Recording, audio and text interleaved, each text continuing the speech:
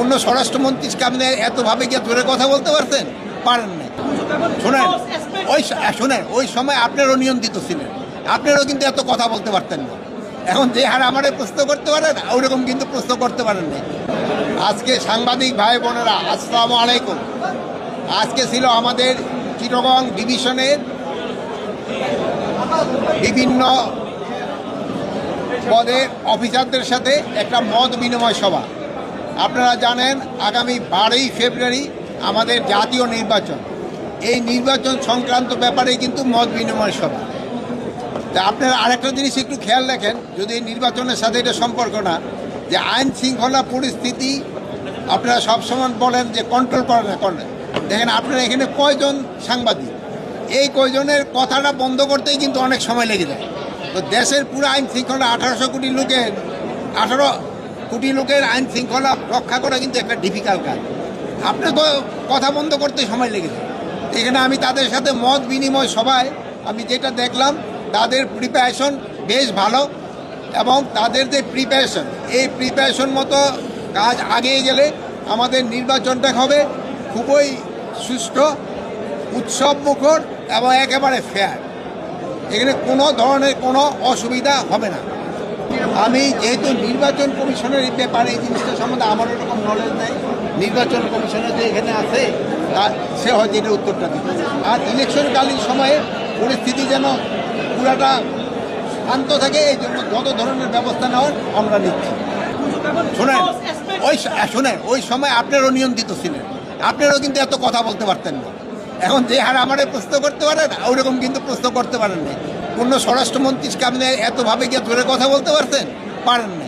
এই সময় এখন এই সরকার তো আপনাদের বলছে যে আপনারা স্বাধীন, আপনারা করতে পারেন। ফেসবুকের ভিতরে যেইগুলি মিথ্যা সংবাদ এগুলি কিন্তু আপনারাই বন্ধ করে দিতে পারেন, আমরাও চেষ্টা করি বন্ধ করে দেওয়ার জন্য। আর প্লাস আপনারাও সবাই অনুরোধ করবেন মিথ্যা সংবাদ যেন না দেয়, সত্য সংবাদ যেন পরিবেশন করে। আমরা তো যাতে মুক্ত, সবাই যেন তার মত প্রকাশ করতে পারে। আপনারা মত প্রকাশ করেন, সত্যি মত প্রকাশ করেন।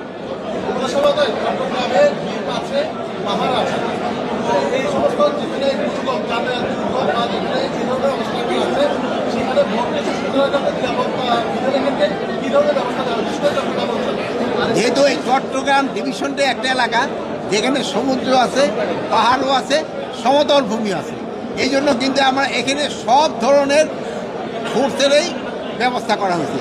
এখানে নেভির সংখ্যাও বাড়ায় দেওয়া হয়েছে যেহেতু সমুদ্র আছে, কোস্টগার্ডের সংখ্যাও বাড়ায় দেওয়া হয়েছে যেহেতু সমুদ্র আছে, ট্রেনের রয়ে গেছে, সেনাবাহিনীর সংখ্যা অনেক বাড়ানো হয়েছে, পাহাড়ি এলাকায় সেনাবাহিনীর সংখ্যা বাড়ানো হয়েছে।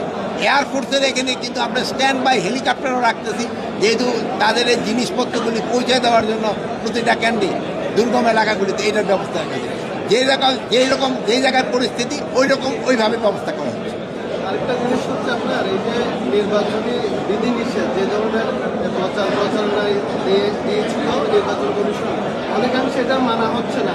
এটা নিয়ে কোনো ধরনের আইন প্রয়োগ এখনো পর্যন্ত উল্লেখযোগ্য না, আইন প্রয়োগ হচ্ছে। আপনারা দেখছেন যে ইলেকশন কমিশন অলরেডি বলছে কত টাকা পর্যন্ত তারা ফাইন করছে, প্রায় কিন্তু এরা বেশ কিছু টাকা পায় প্রতিদিনেই। কিন্তু এটা কিন্তু হচ্ছে না, আপনি একটুখানি এটা কিন্তু হচ্ছে না এখন দুই একটাতে শোনেন, দুই একটাতে ছোটোখাটো জিনিস হচ্ছে না তা না, বাট প্রতিকারও হচ্ছে।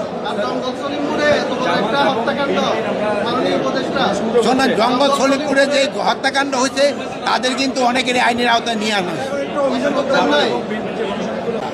যদি আমরা এগুলি বন্ধ করে দিই, আপনাকে বলে যে সাংবাদিকতা, এগুলি তো যেন অনুরোধ থাকবে যেন কেউ গুজব না ছড়ায়, মিথ্যা কথা যেন না ছড়ায়। তারা আমরা তো সবাই তো বাংলাদেশি, আমরা তো বাংলাদেশের জন্য, আমরা দেশের জন্য, তা আমরা সবাই সত্যি কথা বলবো এবং সত্যিটা প্রকাশ করবো এবং সবাই সত্যিটা জানবো, এটি আমরা চাই। নিরাপদ একই ধরনের নিরাপদ থাকবে, কোনো ধরনের